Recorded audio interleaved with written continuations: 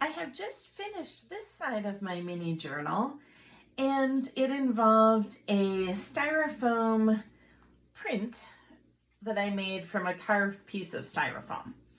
This was sitting at my art table, and I liked it so much while this is drawing that I thought, oh, it would be pretty to put this over on the corresponding page to make a spread that goes across two pages and relates to each other. Welcome to Creative Solace Studios.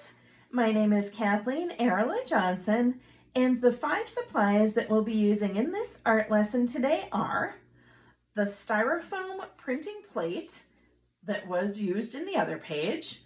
If you don't have this, you can draw a spiral, you can cut something out of a magazine, you can use a rubber stamp and stamp something on there.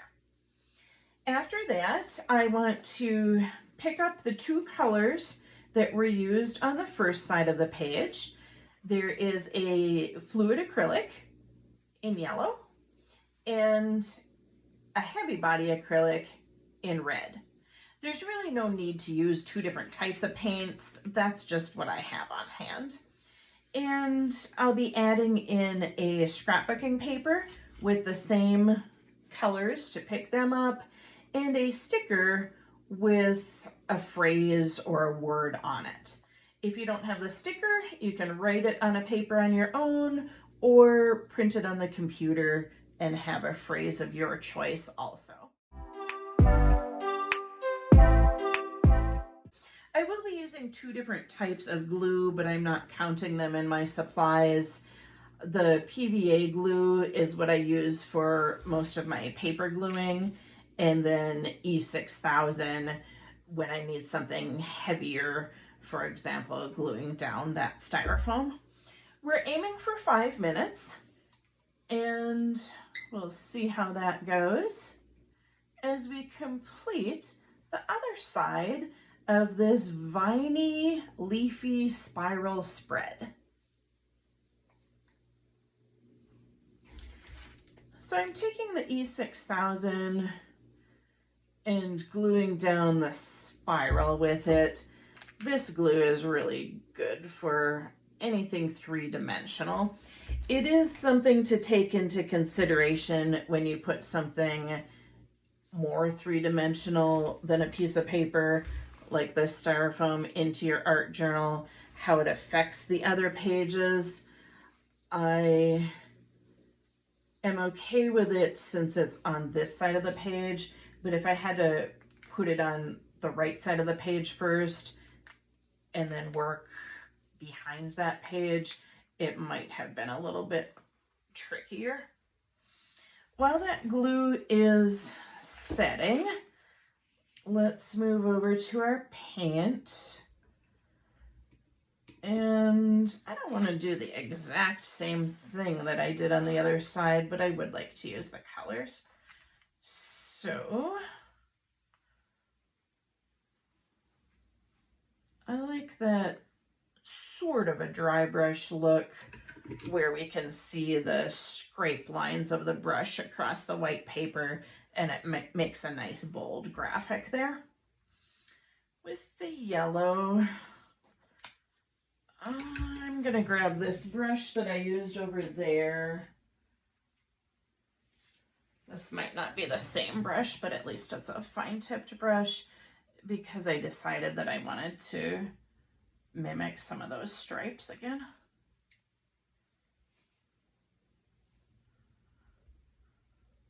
It's an interesting interplay in art between repetition and variety of shapes, of colors, of patterns, of whatever you're working with. Looking through these words, there's so many nice ones on here. What do I want to do with a spiral type shape? Nourish your soul. That sounds nice. I will put the sticker onto the paper. I'm liking that torn edge, so I'm going to go down towards where that edge already was, and then I'll cut the other edges around this.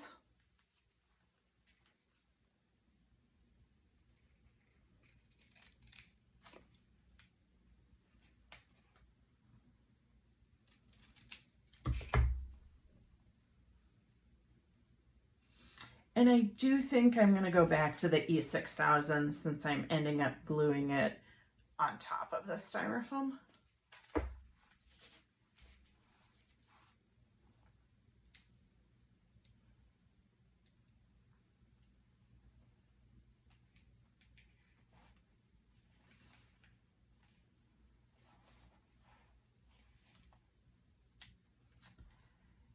I do have over a minute left, so I'm playing with the position of this, and I'm really choosing where I want it to show up.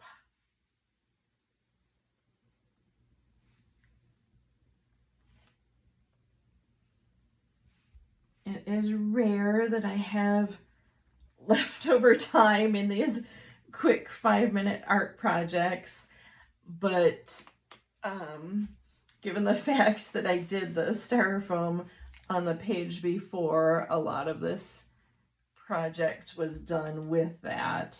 And I do have a touch of extra time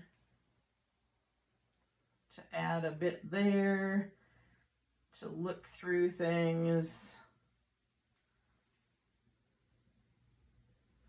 and see if I think it's finished.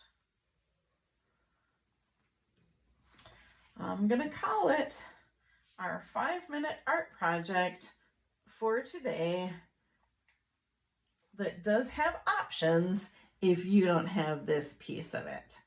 Have fun making art and have a beautiful day.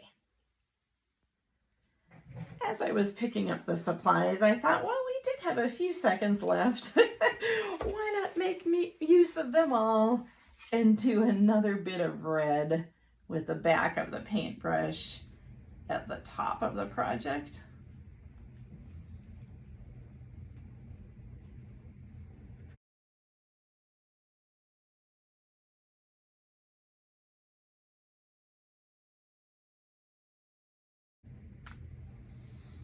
I think it just needed a touch more of red up there.